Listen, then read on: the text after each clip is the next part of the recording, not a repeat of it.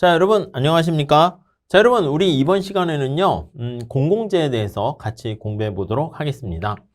자, 우리가 살펴보는 챕터 6장에서 보시면은요 이렇게 생산요소시장서부터 쭉 내용을 진행하다가 공공재를 지금 우리가 살펴보고 있는데요. 이 공공재도 앞서 살펴본 외부성과 마찬가지로 시장 실패 요인이 되는 거예요. 그래서 이게 시장이 실패하게 된 요인이 된다 라고 보시면 될 것 같은데요. 왜 시장이 실패하냐라고 하면요, 이건 공공재의 특성 때문에 발생하는 거죠. 자, 공공이라는 퍼블릭이 뭐야? 그렇죠. 공동으로 소비하게 되는 거기서 발생하는 게 공공재입니다. 자, 그래서 이게 보통 우리가 정부가 생산 공급한 것을 공공재다 이렇게 할 수도 있는데 그것보다는 그 재화의 특성을 보셔야 돼요. 어떤 특성이 있습니까? 라고 하면 비경합성이라는 게 하나의 특성이 있고요. 비경합성이라는 것은 서로 경쟁하지 않는다라고 생각하시면 되겠어요. 그리고 비배제성이 하나의 특성이 있다라고 생각하시면 될 것 같습니다. 비경합성이라는 것은 서로 경쟁하지 않고요. 비배제성이라는 것은 시장에서 돈을 내지 않았는데 돈 안 낸 사람을 배제하지 못하는 거야. 그러다 보니까 무임승차 문제가 발생하는 것이죠. 자, 그로 인해서 발생하는 문제를 공공재 이렇게 얘기하고요. 주로 이 두 가지를 모두 완벽하게 갖추고 있는 경우를요. 요거 두 가지를 완벽하게 갖추고 있는 경우를 우리가 순수 공공재다 이렇게 얘기하고요. 둘 중에 하나를 갖추지 못하게 된 것을 불완전한 비순수 공공재 이렇게 표현합니다. 그래서 이 두 가지 특성에 대해서 먼저 잘 체크를 해 보실 필요가 있겠습니다. 자, 문제를 보면서 한번 정리해 볼게요.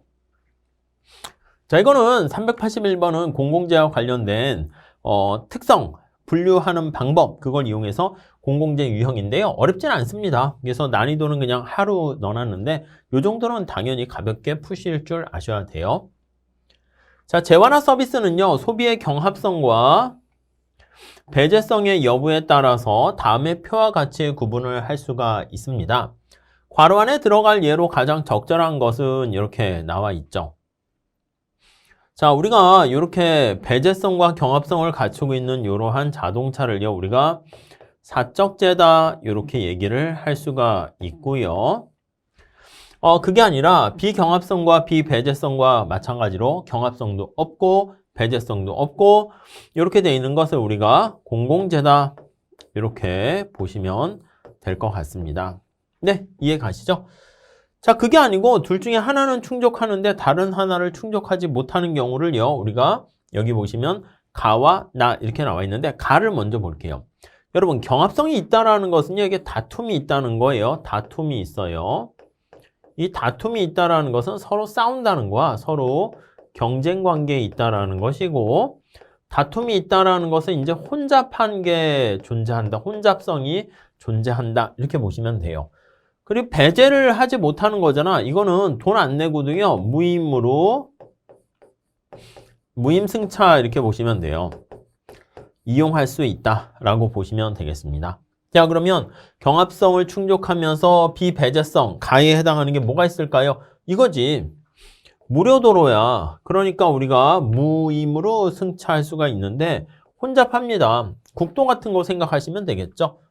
자, 반면에 나번 같은 경우는 경합성이 없어요. 근데 배제성이 있어. 돈 안 내게 되면은 사용하지 못해요. 그래서 유료도로다. 이렇게 보시면 되겠고요.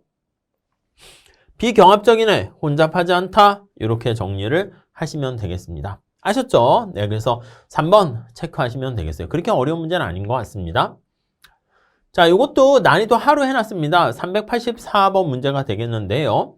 공공재랑 공유자원에 대한 설명으로 옳은 것을 모두 고르면 이게 박스형이고 이제 모두 골라라 하니까 좀 어려울 수 있는데 보기 지문이 선지가 3개 있으니까 뭐 그냥 할만할 거예요. 자, 우선 가번 볼까요? 공공재는요, 비배제적이고 비경합적이며 공유자원은 비배제적이지만 경합적이다. 이렇게 나와 있어요. 나번 있고요. 답은 있어. 답은 어떻게 돼요? 가나다 다 맞아요.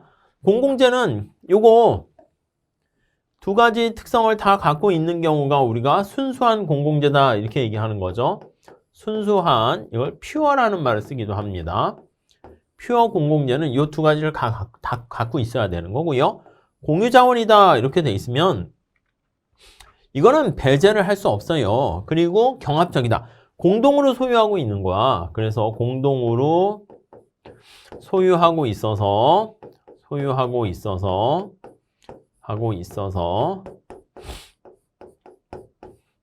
여기 나와 있는 것처럼 배제를 할 수 없습니다. 네. 자, 근데 이게 공유자원, 우리가 공동으로 소유하고 있는 목초지의 풀 이렇게 보시면 돼요. 목초지의 풀이라던가 아니면 바닷속에 물고기 이렇게 보시면 돼요. 물고기. 자, 이런 것들은 어떻게 돼요? 서로 내가 안 잡으면 다른 애가 잡을 수 있잖아. 그러니까 서로 경합적이다라고 얘기합니다. 그래서 이렇게 정리를 하시면 되겠고요. 자, 오케이. 가번 맞고 나번. 공유자원이 과다하게 사용돼서 고갈되는, 그러니까 이게 과다하게 사용돼서 고갈되는 특성을 지니고 있는 것을 공유지의 비극이라고 얘기합니다. 그래서 너무 남용이 되는 것이죠. 그래서 음의 외부 효과라고 얘기할 수가 있고요. 다음 4번 보시면 무임승차 문제는 공공재의 시장 공급량을 효율적인 수준보다, 그쵸, 이거는 프리라이더 문제니까 돈을 안 내도 그냥 이용할 수 있는 거야. 그렇기 때문에 돈 낸 사람만 바보가 되겠지. 그래서 서로 대가를 지불하지 않으려고 합니다. 그래서 바람직한 수준이, 효율적인 수준이 이게 최적 수준이잖아요. 그래서 최적 수준보다 이렇게 작게 생산 공급된다. 이렇게 봐주시면 될 것 같습니다. 그래서 이거 전부 다 맞는 지문이다 라고 정리하시면 되겠고요. 자, 이것도 사실은 이제 비슷한 문제긴 한데 난이도가 상으로는 거는 역시 뭐냐면 스토리가 있어요. 스토리가 있네. 스토리 속에서 우리가 찾아내는 거라서 이렇게 보는 건데 한번 살펴보도록 하겠습니다. 자, 민준과 서연에게 화단은 순수한 공공재입니다. 순수한 공공재는 두 가지 특성을 갖고 있어야 되는 거죠. 비경합성, 비배제성 이렇게 돼 있어요. 화단으로부터 각각 10만 원에 상응하는 만족을 얻을 수 있대요. 각자니까 이제 민준도 그렇고 서연도 그렇고 10만 원의 만족을 얻게 됩니다. 근데 화단에 대한 비용은 12만 원이래요.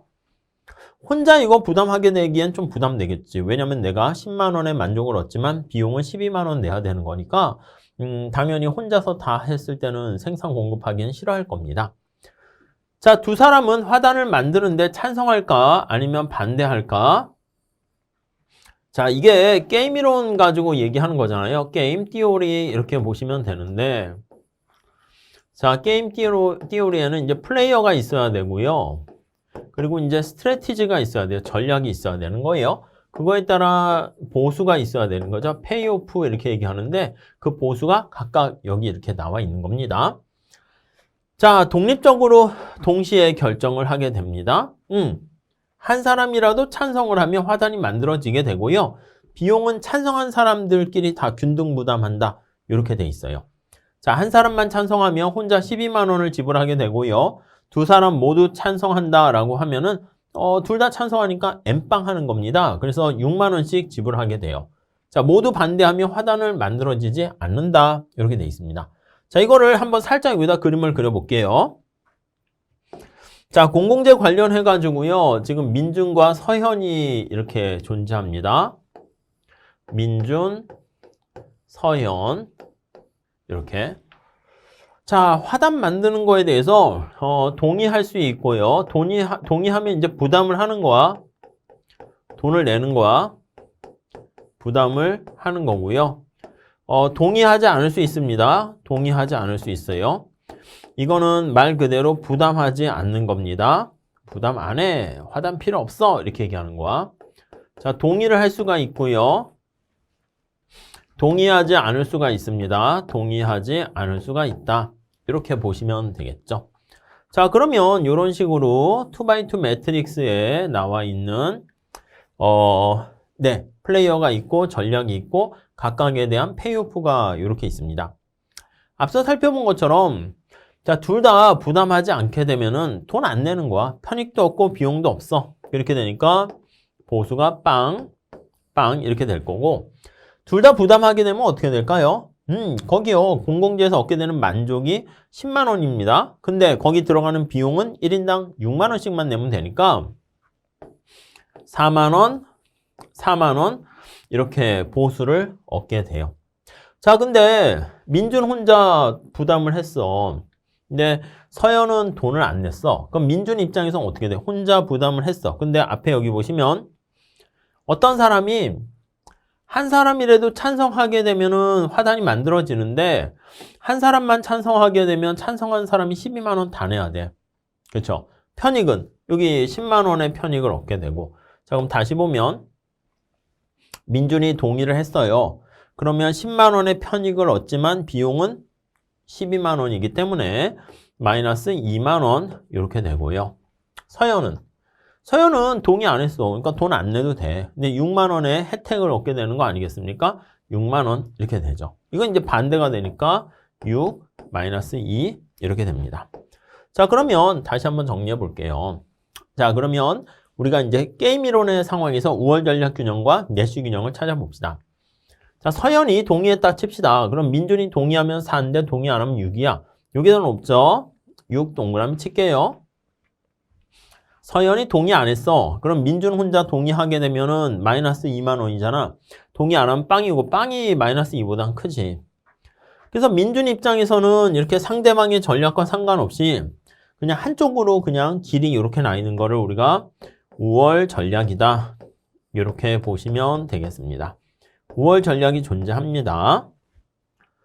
자, 서연도 볼게요. 서연 같은 경우에는 자, 민준이 동의를 했어. 그러면 서연이 동의하면 4만 원인데 동의 안 하면 6만 원. 6만 원이 크네. 동그라미. 얘가 동의 안 했어. 뒤에 게 서연입니다. 마이너스 2가 아니라 빵 이렇게 되니까 동그라미 이렇게 됐어요. 자, 쭉 이렇게 해가지고 여기 나와 있는 것처럼 얘도 우월 전략이 존재합니다. 이때 우월 전략은 뭐다? 예, 맞아요. 동의하지 않는 거다라는 것을 확인할 수가 있게 됩니다. 이해되시겠죠? 내시 균형은 어떻게 됩니까? 내시 균형은 이거야. 이 꺽쇠 두 개가 같이 이렇게 존재하는 경우가 내시 균형입니다. 그래서 이게 내시 균형, 이퀄리브리엄 이렇게 보시면 되겠습니다. 아시겠죠? 자, 둘 다 동의하지 않는 거예요. 자, 그러면 답을 한번 찾아보시면 자, 이렇게 돼 있어. 다음 중 옳은 것을 고르세요. 답을 한번 볼게요. 사적 이익을 극대화하고자 한다면 두 사람 모두 화단 만드는데 동의한다? 아니요. 여기 보시면 개인의 이익을 선택하게 되면 여기 나와 있는 것처럼 부담하지 않는다. 그러니까 만들어지지 않는다가 바로 최적 선택이 된다라는 거 확인할 수 있겠습니다. 네, 이해되시죠? 만드는데 동의하는 게 아니라 만들어지지 않습니다. 자, 우월 전략 있죠? 예, 뭐라고? 예, 둘 다 반대하는 게 우월 전략이에요. 내시 균형은 어떻게 된다? 예, 여기 보시면 꺽쇠가 두 개 아니면 동그라미가 두 개 같이 들어간 게 내시 이퀄리브리엄이다. 이렇게 보시면 된다고 그랬습니다. 자, 그러니까 예, 맞습니다. 내시 균형은 화단이 만들어지지 않는다가 되는 것이고요. 다음 라번. 모두 찬성하는 것이 파레토 효율적이나 무임승차 문제로 인해서 실현되기 어렵다. 그렇죠? 동의하는 게 바람직하다니까. 여기 말고요. 둘 다 같이 합의를 잘 하게 되면 빵빵이 아니라 4가 되면은요. 이게 파레토 개선이 되는 거잖아. 파레토 시각에서 개선이 되는 건데 네, 그렇게 가지 못하게 되는 상황이 발생합니다. 이해 가시겠죠? 자, 그래가지고 여기 나와 있는 것처럼 파레토 효율적인 상황이 개선이 가능한 상황이 되지만 무임승차 문제로 실현되기 어렵다. 맞는 표현입니다. 그래서 나와 다와 라는 맞는 표현. 오케이. 그렇게 보시면 되겠습니다. 자, 다음 386번에 나와 있는 문제는요. 이게 난이도는 중으로 해놨는데 가장 기본적인 공공재 관련된 계산 문제입니다. 자, 공공재는요. 우리 사용재랑은 달리 어떻게 보시냐면 우리 기본 강의랑 기본서의 문제의 내용도 나와 있는 것처럼 소비하는 양은 동일하단 말이야. 그쵸. 그런데 지불하려는 가격이 달라요. 그래서 A가 소비하는 양과 B가 소비하는 양과 전체의 이게 똑같기 때문에 Q는 그냥 Q라고만 이렇게 써주시면 되겠고요.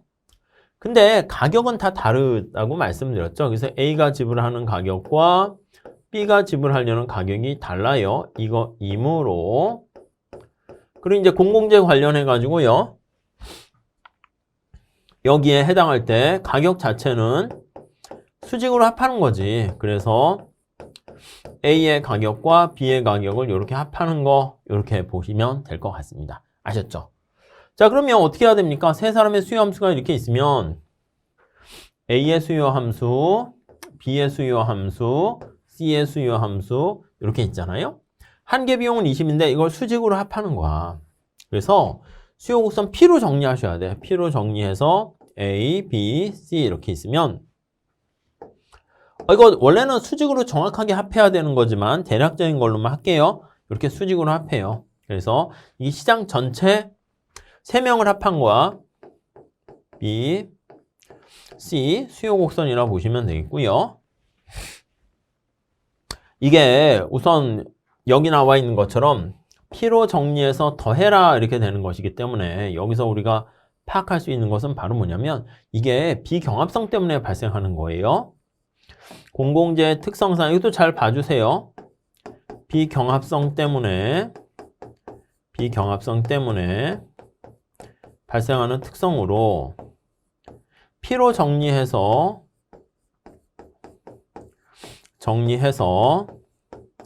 더해라 이렇게 된다고요. 더해라. 네, 이해하시겠죠? 네, 그렇게 봐주시면 되겠습니다. 자, 그럼 P로 정리해요. 네, P로 정리하면 PA는 네, 여기 보시면 이게 넘어가니까 10-QA 이렇게 돼요. 근데 Q는 우리 다 어차피 똑같을 거니까 하첨자 그냥 Q는 제거해도 돼요. Q만 남기고 PB는요, 3을 곱하면 되겠네.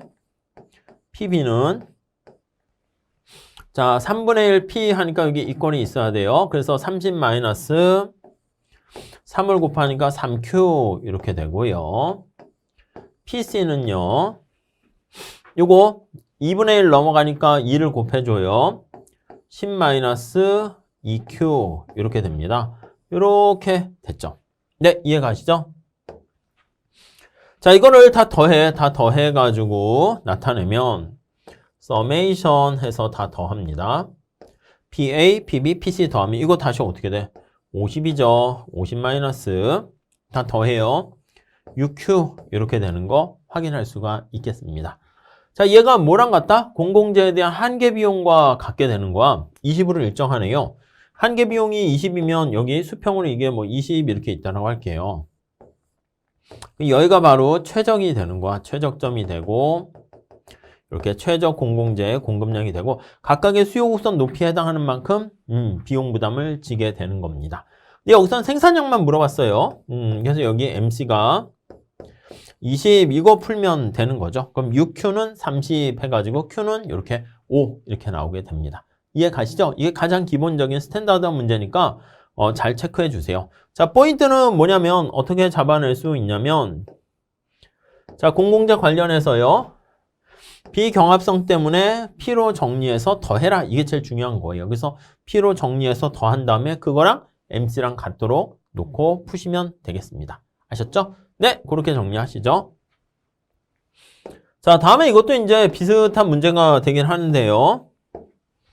난이도 상으로 한 거는요, 이렇게 표로 제시되면 여러분들이 많이 힘들어 하셔서 그런데 좀 잘 봐주셔야 돼. 자, 어느 동네에 버스 정거장을 만들려고 한대요. 버스 정거장이 많으면 자기 집 앞에서 바로 버스를 탈 수 있는 장점이 있지만 버스 정거장 설치에 따른 비용이 증가하게 됩니다. 설치 비용이 증가하게 되는 단점도 존재해요. 자, 동네 책임자는 각 가정으로부터 버스 정거장 추가 설치에 따라서 아니 돈을 얼마나 더 지불할 용의가 있는가 그거를 물어보려고 합니다. 그리고 정거장 설치에 따른 비용을 각각 다음과 같이 가정에 전달을 했대요. 전달받은 내용은 동일하며 다음과 같이 주어져 있대요. 자, 동네에는 10가구가 있다. 이거 중요합니다. 이거 잘 체크하셔야 돼요. 자, 우리가 앞서 살펴본 것처럼 사람이 ABC 3명이 있으면 그걸 수직으로 합했잖아요. 그래서 공공재 관련한 최적 선택은 어떻게 됩니까 하면 이 가격이라는 게 편익을 뜻해요. 아시죠? 그래서 마지널 베네핏이 되는 거고요. 얘가 마지널 코스트와 같다. 이렇게 생각하셔도 되겠고요. 좀 난이도가 올라가게 되면 이 마지널 베네핏 관련된 요게 MRS랑 같다는 것도 보이시면 더 좋을 거예요. 얘는 이제 MRT가 이제 한계 비용의 비율 이렇게 정리하시면 되겠고요. 아셨죠? 자, 10가구가 있기 때문에 우리가 이제 뒤에 어떻게 하냐면 여기 편익에 합할 때 이게 10가구가 있으면 10가구가 존재 시 편익을 합합니다. 편익의 합 이렇게 해서 더하게 된다. 이렇게 보시면 되겠어요. 아셨죠? 네. 자, 책임자는 과연 몇 단위를 선택하겠는가 이렇게 했습니다. 한 가구당 총 지불 의사가 여기 이렇게 나와 있어요. 설치와 관련된 총 비용이 이렇게 나와 있고요. 자, 그러면 이게 어떻게 계산해야 됩니까 하면요. 이 원리를 사용해야 되는데 우선 첫 번째는 한계라는 원리를 사용해야 돼. 그래서 설치와 관련된 한계 비용, 이 총 비용이잖아. 한계 비용을 다 이렇게 표시하면 되는데 요거 차이가 추가적으로 증가할 때 발생하는 비용이잖아요. 두 개째 하게 되면 한계 비용이 100, 여기서도 100에서 200이니까 얘도 100, 얘도 100, 얘도 100, 얘도 100 이렇게 되는 거 우리가 확인할 수 있습니다. 이해되셨죠? 한 가구당 총 지불 의사가 이렇게 나와 있어요. 그럼 한 개의 편익, 한 개 지불 의사를 우리가 계산을 하셔야 돼요. 이렇게. 자, 그러면 처음엔 100, 그 다음 얘는 어떻게 돼? 100에서 150 증가하니까 50, 얘는 25, 얘는 10, 얘는 5 이렇게 되는 거 알 수 있어요. 자, 그러면 여기서 우리가 이제 생각을 해보면 이 원리를 이용해야지. 자, 편익의 합과 한계 비용이 같아지는 점을 찾으시면 되겠어요. 자, 근데 한계 비용은 어떻게? 100으로 일정하죠. 얘는 100으로 일정해요. 100으로 일정해요. 이해되셨죠? 자, 그러면 여기 보시면 한계 편익의 합 이렇게 나와 있잖아. 한계 편익의 합. 한계 편익은 여기 나와 있는 것처럼 이렇게 돼 있는데 이 합할 때 요건 바로 뭐냐면 몇 가구가 있다? 10가구가 있잖아. 이 식 잘 음미해 보세요. 10가구가 있고 곱하기 한계 편익 이렇게 찾으면 돼. 그러면 한계 편익이 얼마일 때 100이 됩니까? 얼마일 때 100이 돼요? 그렇죠. 여기 보시면 한계 편익이 여기 보시면은 얼마일 때 곱하기 10을 해서 100이 됩니까? 하면 10 이렇게 되는 걸 찾으셔야 된다고요. 네, 이해되시겠죠? 한계 편익이 10일 때는 여기 나와 있는 것처럼 한계 편익이 10일 때는 10을 찾으면 안 돼. 여기 보기 지문에 만약에 10이 있다라고 나오면 여기 10 하면 안 돼. 여기서는 몇 개를 설치하는 게 바람직하냐 이게 되는 것이기 때문에 요거 10일 때 해당하는 정거장 개수는 5개 이렇게 보셔야 되는 거죠. 이해 가시죠? 자, 여기서 이게 10이 되는 거니까 5개 이렇게 됩니다. 이거 괜찮은 문제니까 여러분들 잘 음미해서 정리해 주셨으면 좋겠습니다. 네, 오케이. 자, 그 다음에 391번 문제는 난이도 좀 떨어지는 걸로 하는 건데 그래도 출제 예상 문제로 한번 넣어봤습니다. 앞에 본 거랑 똑같이 보세요. 자, 경합적이고 배제 가능하면 이건 사용제 이렇게 되고요. 그 다음에 비경합적이고 배제 불가능성인 경우에는 공공재 네, 이렇게 되어 있습니다.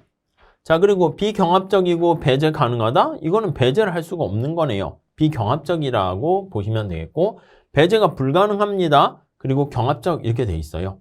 자, 우선 이거와 관련된 것 중 설명 중 옳은 것을 한번 보시면요. 나번이 틀렸어요. 한번 볼게요. 이거부터 볼게요. 가번부터. 자, 가번 의복, 식품과 같이 사적 재화는 그렇지. 기억에 해당한다. 맞죠? 오케이. 맞고요. 다음 나번 볼까요? 혼잡한 유료 도로는 혼잡하다라고 했으면 이게 뭐라고 그랬어요? 이게 혼잡하다. 경합적이다 이렇게 봐달라고 말씀을 드렸죠. 유료야, 유료. 유료면은 돈 안 내면 이용 못하죠. 이것도 배제가 가능하다 이렇게 보시면 돼요. 그래서 혼잡한 유료 도로는 니은이 아니라 뭐 기억이라고 이게 사용자 아니겠습니까? 기억에 해당한다 이렇게 보셔야 되겠고 답은 볼게요. 케이블 TV와 같은 클럽제는 어디에 해당합니까? 케이블 TV 같은 경우 클럽제잖아. 이거는 어디에 해당합니까? 라고 하면요. 자, 케이블 TV 같은 거는 우리가 헬스클럽, 나이트클럽 이런 거 생각하시면 돼. 클럽은요, 돈 안 내면 들어갈 수 없죠. 그래서 기본적으로 얘는 배제 가능성이 있어요. 배제적이다. 이렇게요. 근데 이제 사람들이 많아져가지고 케이블 TV가 혼선과 혼잡이 발생하거나 헬스클럽 운동하려고 하는데 사람들이 너무 많아지게 되면은 운동기구를 내가 이용할 수 없잖아. 그렇게 되면은 그게 이제 혼잡해지는 거라니까. 근데 처음에는요, 혼잡하지 않은 비경합적이다. 이렇게 보시면 돼. 비경합적인데. 근데 여기서 이제 요게 이제 기본 시작이야. 자, 이게 클럽제가 여기야. 그래서 이제 디귿이 되는데, 그다음 이제 보통 우리가 어떻게 되냐면 회원수가 증가하면 어떻게 돼요? 회원수가 증가 시 회원수가 증가하게 되면은 그렇게 되면은 당연히 혼잡성이 높아지니까 기역으로 가겠죠. 그래서 혼잡시 혼잡성이 증가한다. 네, 이렇게 보시면 되겠습니다. 네, 그렇게 봐주시죠. 자, 맞는 얘기고요. 다음 라번 볼게요. 국방 서비스와 같은 공공재는 여기 리을에 해당한다. 비경합적이고 배제가 불가능하다. 이렇게 보시면 되겠습니다. 오케이, 이해되시죠? 자, 이렇게 하시고요. 그 다음에 우리가 이제 비대칭 정보와 관련한 내용을 한번 살펴보도록 하겠습니다. 자, 우리가 이게 전부 다 특성이 시장 실패 요인이라고 말씀을 드렸고요. 정보가 완전히 공개되어 있고 서로 대칭되어 있다라고 하면은요. 그런 경우로 우리가 symmetric information 이렇게 얘기합니다. symmetric information 이렇게 얘기를 해요. 자, 그런데 만약에 여기 나와 있는 것처럼 asymmetric information 이렇게 돼 있는 상황에서는요. 정보가 비대칭적으로 돼 있어 가지고 사람들이 여기서 발생하는 문제가 두 가지가 있죠. 하나는 계약을 체결하기 전에 발생하는 문제가 바로 역선택이다. 이렇게 생각하시면 되겠고요. 그 다음 계약을 체결한 다음에 발생하는 문제가 있습니다. 도덕적 해이, moral hazard라고 얘기하죠. 도해, 이게 발생합니다. 이해가시죠? 여러분, 역선택이다라고 하게 되면은요, 이게 바람직하지 못한 선택을 하게 되는 거 알 수가 있거든요. 그래서 이게 보통 히든, 숨겨져 있는 특성 때문에 발생하는 문제를 역선택이다. 이렇게 얘기하고요. 도덕적 해이는 뭐야? 사후적으로 얘기하는 거야. 이게 사후적으로 행동 자체가 도덕적 해이니까 나태해지는 거야. 게을러지는 거야. 이해 가시죠? 그래서 히든 행동 때문에 발생하게 되는 겁니다. 네, 이해 가시겠습니까? 자, 그래서 이제 역선택을 해결하는 방법 그걸 잘 보셔야 돼요. 어떤 게 있어요?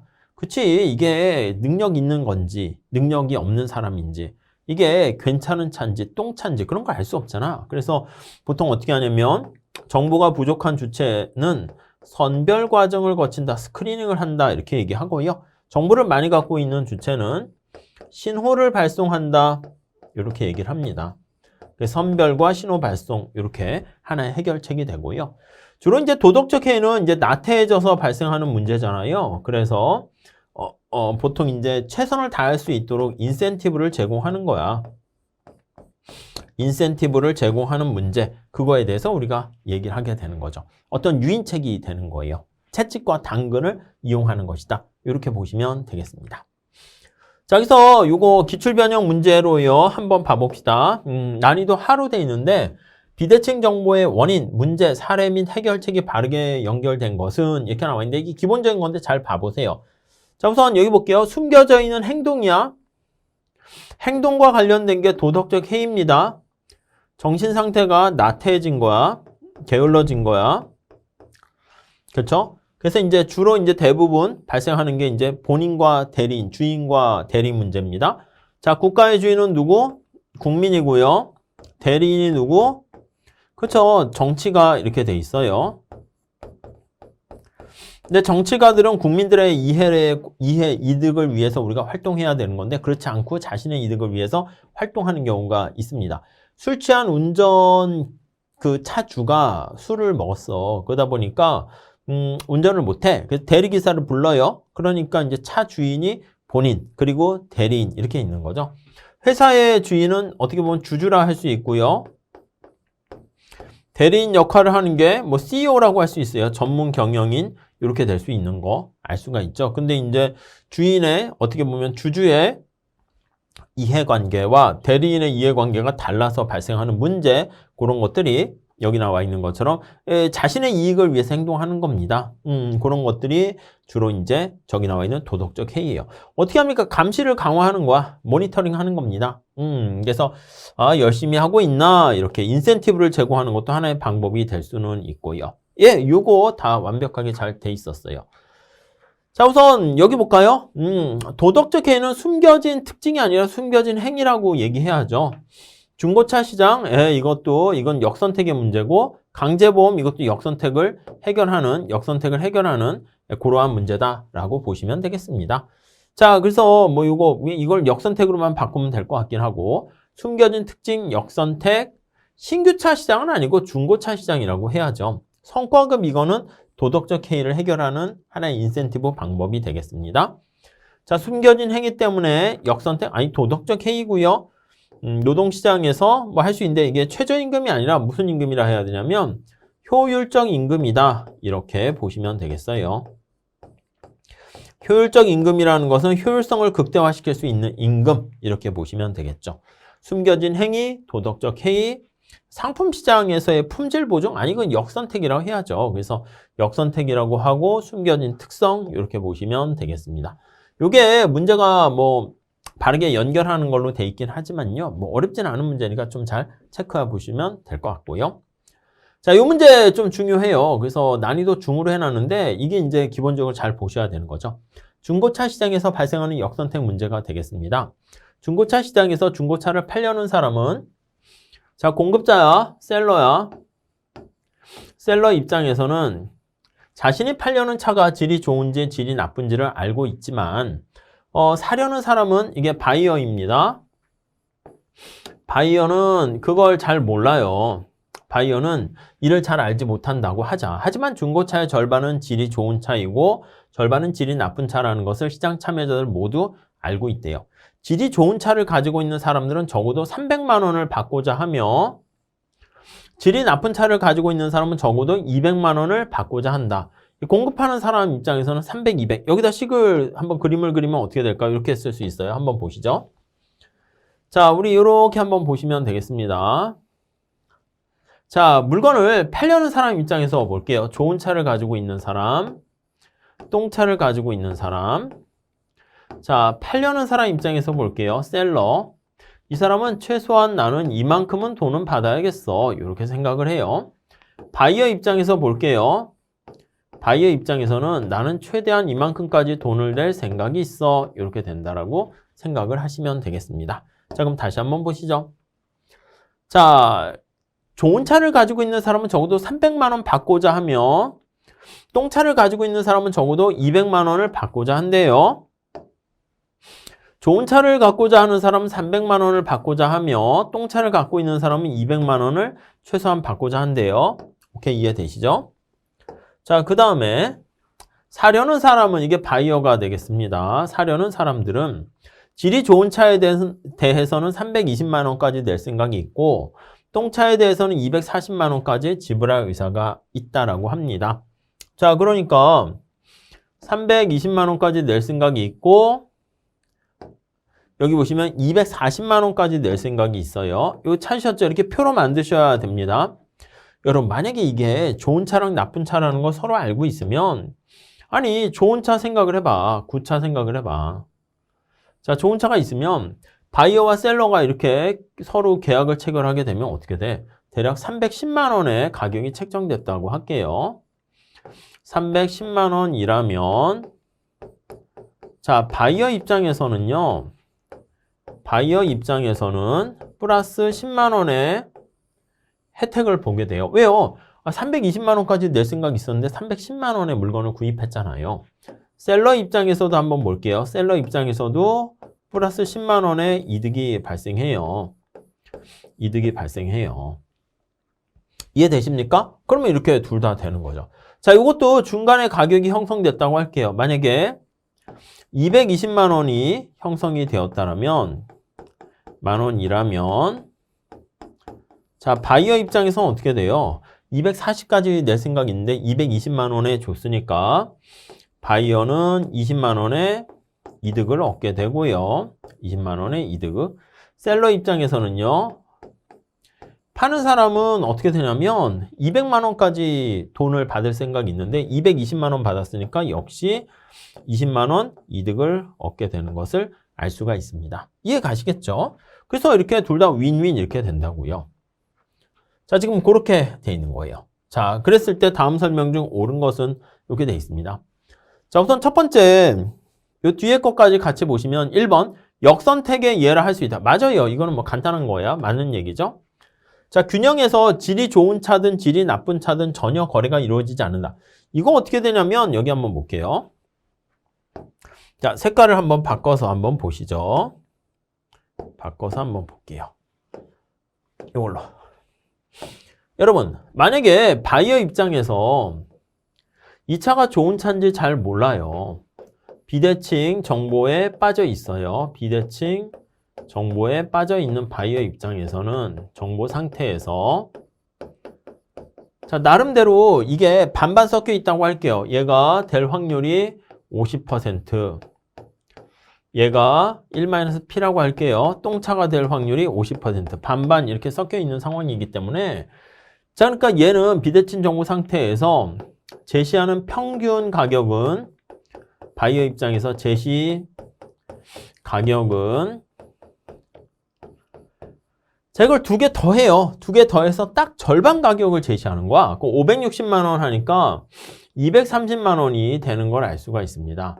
이렇게요. 어떻게 되는 건지 아시겠죠? 이거 2분의 1에 320 이렇게 좋은 차 그리고 2분의 1에 그리고 여기 240 이렇게요. 자, 이해 가시죠? 그러니까 여기 나와 있는 160, 120 이렇게 더하게 되면 그 중간에 이렇게 되는 거 알 수가 있겠습니다.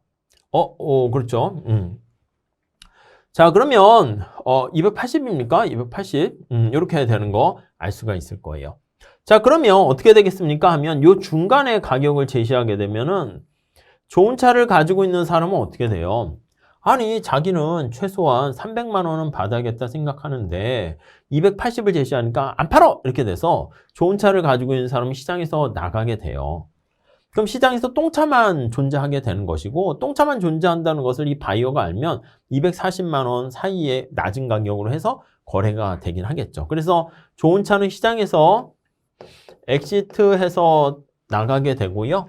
이렇게 똥차들이 존재함으로써 여기 나와 있는 똥차만 존재하는 결과를 얻게 된다라고 보시면 되겠어요. 그래서 좋은 차든 나쁜 차든 전혀 거래가 이루어지는 게 아니라 똥차만 거래가 됩니다. 배드차만 거래가 된다. 이렇게 보시면 되겠고 균형에서 질이 나쁜 차는 절대 거래가 되지 않는다? 아니요, 거래가 됩니다. 오케이, 이렇게 봐주시면 되겠습니다. 자, 그 다음에 4번 질이 좋은 중고차 경우에는 320만 원까지 지불할 의사가 있고 팔려는 사람은 300만 원에 내놓을 의사가 있기 때문에 균형에서는요 거래가 이루어지면 아니요, 이게 비대칭 정보가 아닌 상태에서는 당연히 거래가 된다니까. 근데 어떤 게 좋은 건지 나쁜 건지 그걸 잘 몰라요. 절반은 좋은 거고 절반은 50%는 나쁜 거다. 그것만 알고 있지 처음에 딱 봤을 때는 거기까지는 알 수가 없는 거예요. 자, 그래서 균형에서는 거래 자체가 되지는 않게 되고요. 질 좋은 차든 나쁜 차든 모두 거래가 되는 게 아니라 배드차만 거래가 된다. 이렇게 보시면 되겠습니다. 이해 가시겠죠? 자, 마찬가지로요. 397번 문제 좀 볼게요. 난이도 중으로 해놨는데 그냥 개념 문제니까 해결책과 내용 좀 한번 보시면 되겠습니다. 자, 정보의 비대칭성과 관련된 경제학적 현상을 설명한 것이다. 가장 부적절한 것은 무엇인가? 이렇게 나와 있습니다. 내용 한번 쭉 보시면은요. 3번 먼저 볼게요. 틀린 거니까. 정부가 자동차 보험을 책임보험으로 의무적으로 가입하게 되면은 자, 의무적이라는 게 뭐예요? 모두 다 강제로 가입하는 거야. 강제로 가입하라고 하는 겁니다. 자, 그러면 역선택의 문제를 방지할 수는 있게 됩니다. 오케이. 근데 사고 위험성이 높은 사람들에게는 불리한 여기 보시면 사고 위험이 높은 사람들에게는 불리한 제도이다. 아니요, 여기 보시면은요. 사고 위험성이 낮은 사람이 불리하지. 왜냐면 생각해봐. 내가 보험료를 사고 가능성이 높은 사람하고 사고 가능성이 낮은 저 같은 사람이 가입을 했어. 근데 저는 사고를 안 냈어. 근데 보험료는 계속 내. 쟤는 사고 위험성이 높아가지고요. 자꾸 사고를 내서 보험금을 타다는 거야. 그러다 보니까 내가 불안해가지고 나도 가입했는데 나는 뭐 사고가 안 나면 혜택을 보는 건 없잖아요. 그러니까 내가 사고를 내는 사람들은 오히려 나도 사고 날지 모르니까 불안해가지고 가입하는 건데 사고 나는 사람을 내가 보조해주는 효과를 가져오게 된다고요. 그렇기 때문에 사고 위험성이 낮은 사람이 불리하다. 이렇게 봐야 되겠죠. 아시겠죠? 오케이. 자, 그 다음 1번 볼게요. 정보를 많이 가진 측이 감추어진 특성으로 숨겨져 있는 특성입니다. 그로 인해서 발생하는 문제를 역선택이다. 이 특성이라는 거에 잘 보셔야 돼. 특성. 자, 인센티브를 잘 설정하게 되면 그러면 도덕적 해이 문제를 해결할 수 있다. 이렇게 보시면 될 것 같고요. 다음에 4번. 선별이란 불완전하게 정보를 가진 측에서 주어진 자료와 정보를 이용하여 상대방의 특성을 파악하려는 것이고, 스크리닝이라는 게, 그리고 신호 발송이라는 시그널링이라는 것은 정보를 가진 측에서요, 자발적으로 자신의 특성을 알리려고 하는, 노력하는 것을 우리가 신호 발송이다. 이렇게 얘기를 하는 것이죠. 이해하시겠죠? 오케이, 맞습니다. 화재보험에서 화재가 날 경우 손실의 일부분만을 보장해 주게 되는 것을 그게 바로 일부만 보장해 주는 겁니다. 손실이 나게 되면 도덕적 해이를 완화하기 위해서 발생하는 것이다.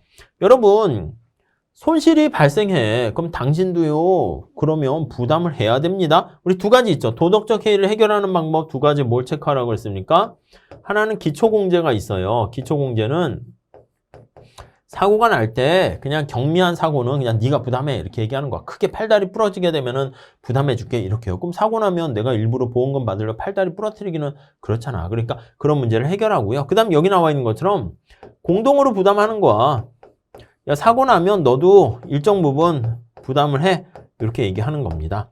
무슨 말씀인지 아시겠죠? 네, 그렇게 되면은 약간 도덕적 해이 문제를 해결할 수 있다. 이렇게 보시면 되겠습니다. 자, 이렇게 해가지고요, 이번 시간에는요, 공공재와 관련된 거, 그리고 도덕적 해이와 관련된 문제를 우리가 살펴봤습니다. 이걸로 해서 우리가 미시경제는 마무리 짓도록 하겠고요. 미시경제는 이게 칸막이식으로 돼 있기 때문에 여러분들께서 잘 그 내용을 체크해 주시면 충분히 해결할 수 있습니다. 그리고 중간중간에 박스형이라든가 계산 문제가 있는데 그거 좀 잘 연습해 주시면 쉽게 해결할 수 있으니까요. 정리 잘 해 두시고요. 복습 잘 해 두세요. 다음 시간에 우리 거시경제 우리 같이 공부 시작하도록 하겠습니다. 감사합니다.